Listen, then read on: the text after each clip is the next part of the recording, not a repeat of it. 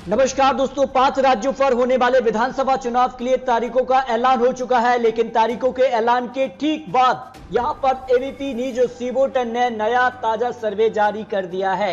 यानी 5 राज्यों पर सी वोटर ने नया ताजा सर्वे जारी किया है। इस हिसाब से 5 राज्यों पर किसकी बन सकती सरकार, क्योंकि उत्तर प्रदेश सबसे महत्वपूर्ण है। पंजाब में भी काफी खलबली दिखाई दे रही है। उत्तराखंड, गोवा, मणिपुर की कुल 690 सीटों के लिए वोटिंग के पहले जनता का मन क्या कहता है, क्योंकि इसको लेकर सभी यहां पर राज्यों पर बड़ा उलटफेर होने की संभावना लगाई जा रही है। 5 राज्यों के ओपिनियन पोल के आंकड़े क्या कहते हैं, क्योंकि उत्तर प्रदेश में सबसे ज्यादा 403 सीटों पर ओपिनियन पोल के आंकड़े आ चुके हैं। लेटेस्ट ओपिनियन पोल के आंकड़े हैं और तारीखों के ऐलान के बाद और 2022 का ये पहला सर्वे जो सी वोटर ने जारी किया है, इस हिसाब से काफी कुछ अंतर देखने को मिल रहा है। और यह माना जा रहा है कि आखिर सियासी गणित किसके करवट बैठने वाला है, क्या यहां पर विकास का मुद्दा महत्वपूर्ण होगा या फिर रोजगार या फिर अन्य मुद्दों को लेकर क्या कुछ जनता का मन रहा है। इस हिसाब से उत्तराखंड, गोवा, मणिपुर में क्या कुछ हो सकता है, क्योंकि 5 राज्यों को लेकर ओपिनियन पोल के आंकड़े निकलकर सामने आ चुके हैं। आज चुनाव तो फिर क्या कुछ हो सकता है, क्योंकि सर्वे में अगर बात की जाए तो 89,000 से ज्यादा लोगों की सहमति ली गई है। और उसमें अगर बात की जाए तो 690 विधानसभा सीटों पर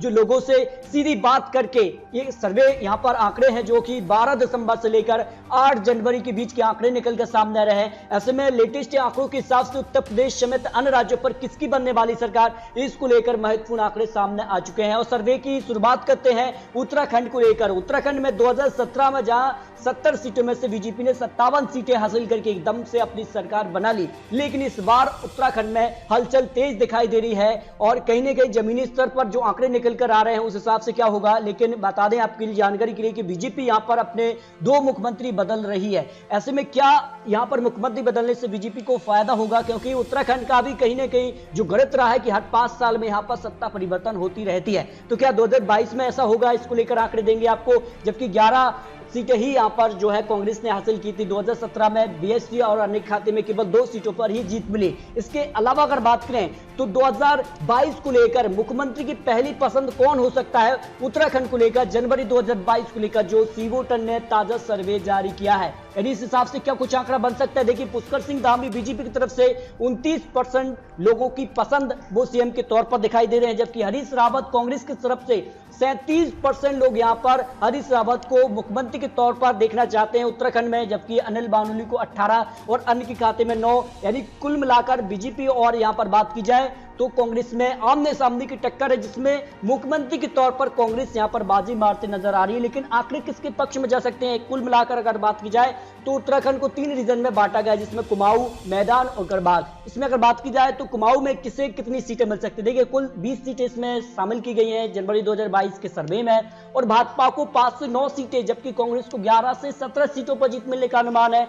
आम आदमी पार्टी और अन्य खाते में एक भी सीट जाते नजर नहीं आई कुमाऊं क्षेत्र को लेकर। जबकि मैदान रीजन की 20 सीटें हैं, जहां बीजेपी को केवल 7 से 11 सीटें हैं, कांग्रेस को 7 से 13 सीटें मिलने का अनुमान है, आम आदमी पार्टी से 3 सीटें यहां पर मिलने का अनुमान लगाया जा रहा है। जबकि उत्तराखंड की गढ़वाल रीजन में सबसे ज्यादा 30 विधानसभा सीटें रखी गई, जिसमें बीजेपी को 16 से 20 सीटें मिलने का अनुमान है, कांग्रेस को 9 से 15 सीटें हैं, आम आदमी पार्टी को 0 से 1 सीट, अन्य खाते में एक भी सीट जाने का अनुमान नहीं लगाया है। यानी उत्तराखंड में काफी हलचल हो चुकी है। और ऐसे में अगर बात की जाए तो सभी 70 सीटों को लेकर उत्तराखंड के लेकर जो आंकड़े निकल कर रहे, भाजपा को 39% वोट शेयर, कांग्रेस को 37% वोट शेयर, आम आदमी पार्टी को 13% वोट शेयर, अन्य के खाते में 11% वोट शेयर मिलने का अनुमान उत्तराखंड की 70 सीटों पर है, जो ताजा सर्वे जारी किया है। इस हिसाब से उत्तराखंड के लेकर अगर बात की जाए तो भाजपा को 31 से 37 सीटें, कांग्रेस के लिए 30 से 36 सीटें, आम आदमी पार्टी को 2 से 4 सीटें, अन्य खाते में 0 से 1 सीट मिलने का अनुमान सी वोटर ने उत्तराखंड में लगाया है। यानी भाजपा और कांग्रेस में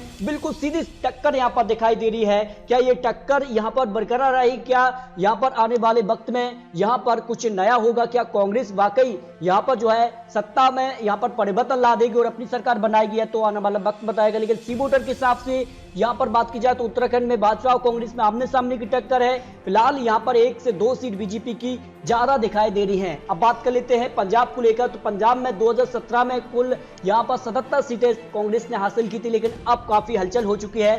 कांग्रेस में बड़ा बदलाव देखने को मिल रहा है। कांग्रेस ने अपने मुख्यमंत्री बदल दिए हैं और यहां पर नए मुख्यमंत्री बनने के बाद क्या कांग्रेस यहां पर कुछ नया कर पाएगी? क्या 77 सीटें दोबारा हासिल कर पाएगी? आम आदमी पार्टी को 20 सीटें मिली थी, लेकिन अकाली दल को 15 सीटें, बीजेपी को 3 सीटें, अन्य खाते में 2 सीटें। आपको बता दें कि अकाली दल से बीजेपी अलग हो चुकी है। ऐसे में क्या बीजेपी का यहां पर जो कहीं ना कहीं वोट बैंक नहीं है, तो क्या यहां पर जो नए कैप्टन अमरिंदर सिंह यहां पर शामिल हुए हैं बीजेपी में, तो बीजेपी क्या इसका फायदा उठा पाएगी? नहीं, इसको लेकर आंकड़े आपको दिखाते हैं। बात करते हैं कि अमरिंदर सिंह यहां पर मुख्यमंत्री के तौर पर 6% लोगों की पसंद अभी भी बने हुए हैं, जबकि सुखबीर सिंह बादल को लेकर 15% लोग यहां पर मुख्यमंत्री के तौर पर देखना चाहते हैं। केजरीवाल को लेकर 17% लोग यहां पर मुख्यमंत्री को देखना चाहते हैं, जबकि कांग्रेस के नए मुख्यमंत्री यानी जो चन्ने हैं वो उनको यहां पर 29% लोग मुख्यमंत्री के तौर पर देखना चाहते हैं, जबकि नवजोत सिंह सिद्धू को 6% है, मान को 23%, अन्य खाते में 4% लोग यहां पर मुख्यमंत्री के तौर पर अन्य उम्मीदवार को भी देखना चाहते हैं।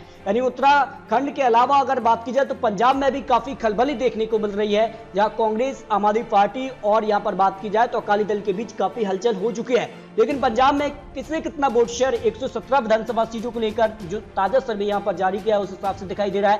कांग्रेस को 36% वोट शेयर, लेकिन इससे भी ज्यादा आम आदमी पार्टी को 40% वोट शेयर मिलने का अनुमान लगाया जा रहा है। यानी कांग्रेस से ज्यादा आम आदमी पार्टी को वोट शेयर है। क्या यह सीटों में कन्वर्ट होगा? अकाली दल को 18% वोट शेयर, बीजेपी को 2% ही वोट शेयर, अन्य खाते में 4% वोट शेयर जाने का अनुमान पंजाब में लगाया जा रहा है। इस हिसाब से पंजाब की 117 विधानसभा सीटों पर जो आंकड़े सी वोटर ने जारी किए हैं, उस हिसाब से पंजाब में कांग्रेस को जबरदस्त झटका है। कांग्रेस को 37 से केवल 43 सीटें, जहां 2017 में 77 सीटें हासिल की थी कांग्रेस ने, लेकिन इस वक्त कांग्रेस काफी पीछे दिखाई दे रही है। जो अंदरूनी कांग्रेस में कलह देखने को मिली थी कुछ समय पहले, उसका नुकसान कांग्रेस को अब पंजाब में देखने को मिल रहा है। जबकि आम आदमी पार्टी को 20 से लेकर 52 से 58 सीटों पर आम आदमी पार्टी पहुंच रही है, यानी 59 सीटों का जो बहुमत का आंकड़ा है उसके पास पहुंच गई आम आदमी पार्टी। यानी अपने दम पर पंजाब में आम आदमी पार्टी सरकार बना सकती है। आने वाले वक्त में 1-2 सीटें और इजाफा कर लेती है, तब आंकड़ा लाल अकाली दल की बात की जाए तो 17 से 23 सीटों पर अकाली दल भी पहुंच रहा है। कहीं ना कहीं किसानों का समर्थन अकाली दल को मिलेगा या फिर आम आदमी पार्टी को मिलेगा, यह काफी महत्वपूर्ण हो जाता है। जबकि बीजेपी को 1 से 3 सीटें, अन्य खाते में 0 से 1 सीट पंजाब को लेकर जो ताजा सर्वे सी वोटर ने जारी किया है। यदि इस हिसाब से पंजाब में आम आदमी पार्टी सबसे बड़ी पार्टी बनती नजर आ रही है, ये यहाँ पर सी वोटर के आंकड़े निकलकर सामने आ रहे हैं। इसके अलावा गोवा में किसे कितना वोट शेयर? गोवा में 32% वोट शेयर बीजेपी के पक्ष में, कांग्रेस को 20%, आम आदमी पार्टी को 22%, एमजीपी पार्टी को 8% और अन्य खाते में 18% वोट शेयर जा रहा है। इस हिसाब से यहां पर गोवा की 40 विधानसभा सीटों में से बीजेपी को 19 से 23 सीट है, यानी कांग्रेस काफी पीछे नजर आ रही है गोवा में। जबकि गोवा में 4 से 8 सीटें कांग्रेस के पक्ष में, आम आदमी पार्टी को यहां पर 5 से 9 सीटें, एमजीपी पार्टी को 2 से 6 सीटें, अन्य खाते में 0 से 4 सीटें मिलने का अनुमान यहां पर गोवा में लगाया जा रहा है। लेकिन आपको बता दें कि अब बारी है उत्तर प्रदेश। लेकिन उत्तर प्रदेश से पहले आपको मणिपुर के आंकड़े भी जल्दी से दिखा देते हैं। और 60 सीटों का जो गणित बन रहा है उस हिसाब से बीजेपी को यहां पर 35% वोट शेयर, कांग्रेस के लिए 33% वोट शेयर, एनपीएफ पार्टी को 11% वोट शेयर, अन्य खाते में 21% वोट शेयर। लेकिन वोट शेयर क्या सीटों में कन्वर्ट होते हैं? तो फिर क्या आंकड़े दिखते हैं? मणिपुर के ओपिनियन पोल के हिसाब से 60 विधानसभा सीटों में से 31 सीटों पर बहुमत का आंकड़ा मिलता है, लेकिन किसी को बहुमत का आंकड़ा नहीं मिल रहा है। मणिपुर में बड़ा उलटफेर हो रहा है। जो आंकड़े यहां पर सी वोटर ने जारी किए, इस हिसाब से बीजेपी को 23 से 27 सीटें, यानी बहुमत से 4 सीटें बीजेपी पीछे नजर आ रही है। वहीं कांग्रेस को 22 से 26 सीटें, 5 सीटें कांग्रेस यहां पर पीछे नजर आ रही है। एनपीएफ पार्टी को 2 से 6 सीटें, अन्य खाते में 5 से 9 सीटें। यानी मणिपुर के ओपिनियन पोल के हिसाब से किसी को बहुमत मिलने का आंकड़ा नहीं दिखाई दे रहा है। हिसाब से क्या यहां पर त्रिशंकु सरकार बनेगी, क्या एनडीएफ पार्टी या अन्य के समर्थन से सरकार बनेगी, ये काफी महत्वपूर्ण हो जाता है। क्या कांग्रेस अपने दम पर बना लेगी या फिर बीजेपी वापसी करेगी, ये काफी महत्वपूर्ण सवाल भी बने हुए हैं। लेकिन देश के सबसे बड़े राज्य उत्तर प्रदेश की 403 सीटों पर किसको बहुमत का आंकड़ा मिलने वाला है, इसको लेकर सी वोटर ने अपने आंकड़े जारी किए हैं। शुरुआत करते हैं बुंदेलखंड रीजन को लेकर। 2017 में सभी 19 सीटों पर बीजेपी ने कब्जा जमाया था, लेकिन इस बार क्या इनको नुकसान होने वाला है, इसके आंकड़े देख सकते हैं। देखिए बुंदेलखंड का ओपिनियन पोल नया लेटेस्ट सर्वे जो कि 2022 को लेकर पहला सर्वे जनवरी का है, इस हिसाब से बुंदेलखंड की 19 सीटों में से बीजेपी को 13 से 17 सीटें मिलने का अनुमान है, जबकि समाजवादी पार्टी को 2 से 6 सीटें मिलने का अनुमान है। जहां 2017 में किसी भी पार्टी का खाता नहीं खुला था, लेकिन अब समाजवादी पार्टी बीजेपी को झटका देती नजर आ रही है, जहां बीएसपी को 0 से 1 सीट, कांग्रेस को 0 से 1 सीट, अन्य खाते में 0 से 1 सीट जाने का अनुमान यहां पर बुंदेलखंड रीजन को लेकर लगाया जा रहा है। जबकि यहां पर बात की जाए तो क्या अंतर दिखाई देता है, क्योंकि 3 मंथ के अंदर कितना बदलाव देखने को मिला है बुंदेलखंड रीजन के लिए। नवंबर, दिसंबर और आज के सर्वे में बीजेपी को ज्यादा फर्क नहीं नजर आ रहा है, 1-2 सीटों का अंतर यहां पर देखने को मिल रहा है। नवंबर में 11 से 15 सीटें, दिसंबर में ये 12 से 16 पर पहुंच गई। आज सर्वे कह रहा है कि 13 से 17 सीटों पर। समाजवादी पार्टी 3 से 7, नवंबर दिसंबर में ये 206 सीटें, आज सर्वे कह रहा है कि 206 सीटों पर, यानी ज्यादा अंतर देखने को नहीं मिल रहा है। लेकिन ये माना गया है कि समाजवादी पार्टी कहीं ना कहीं बीजेपी को झटका देती नजर आई है, कुछ सीटों का नुकसान जरूर देती नजर आ रही है। अब अवध रीजन की 2017 के आंकड़ों पर गौर करें तो 118 विधानसभा सीटों में से बीजेपी ने 97 सीटें यहां पर हासिल की थी, जबकि समाजवादी पार्टी ने 12 सीटें, बीएसपी ने 6 सीट, कांग्रेस को 3 सीट, अन्य खाते में 0 सीट। क्या समाजवादी पार्टी जो 12 का आंकड़ा है उसको कितना बढ़ा पाएगी?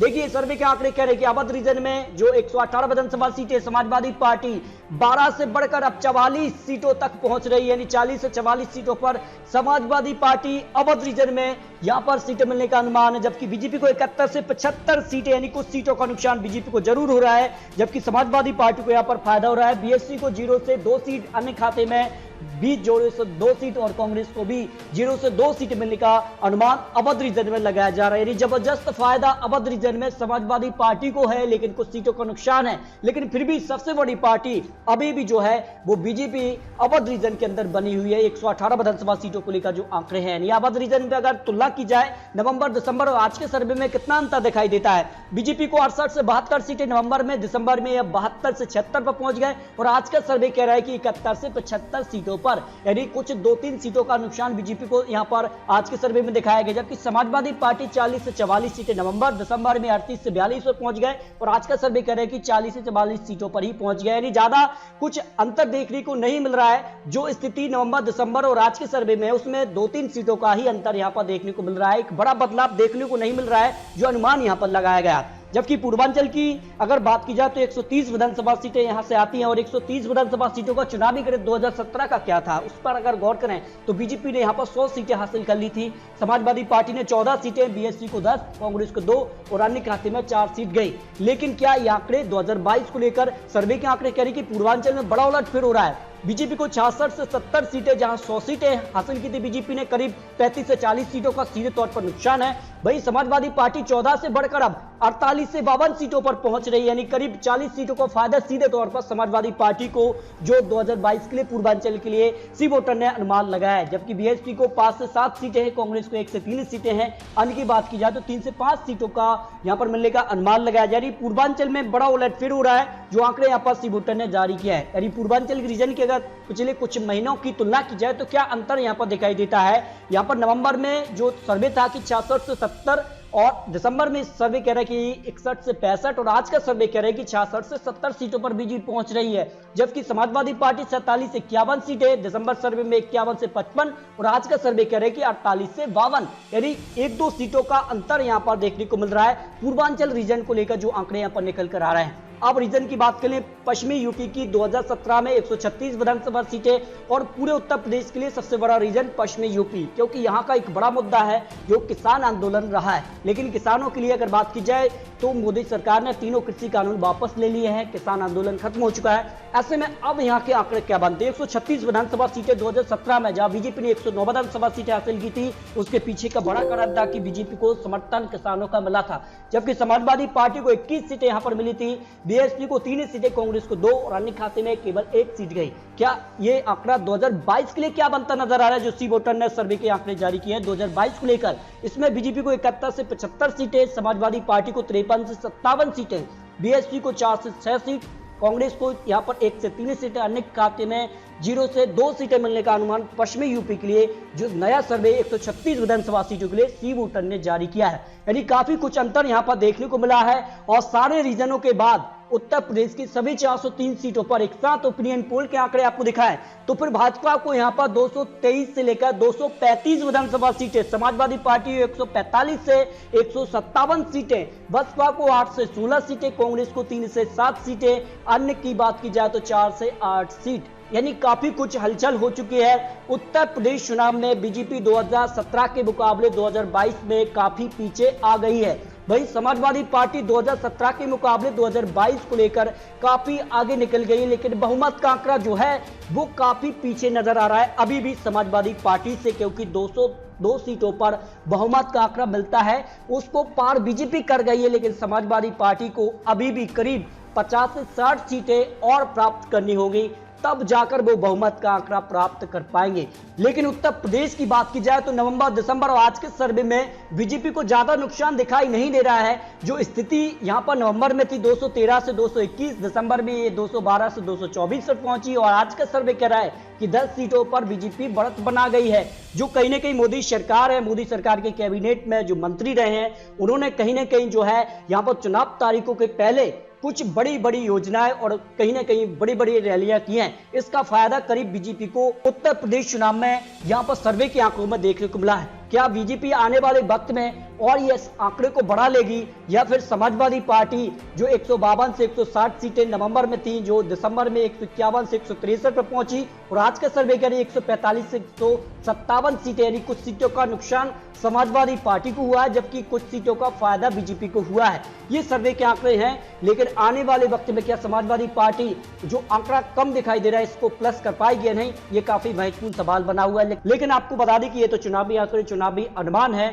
उत्तर प्रदेश हो या पंजाब हो, उत्तराखंड, गोवा, मणिपुर, इसको लेकर नए आंकड़े भी आपको बहुत जल्द देने वाले हैं। लेकिन दोस्तों आपको क्या लगता है, पांचों राज्यों पर किसकी बन सकती है सरकार, इस पर अपनी राय कमेंट बॉक्स में जरूर रखिए। मिलते हैं दोस्तों और सटीक और महत्वपूर्ण विश्लेषण के साथ, तब तक के लिए जय हिंद, जय भारत।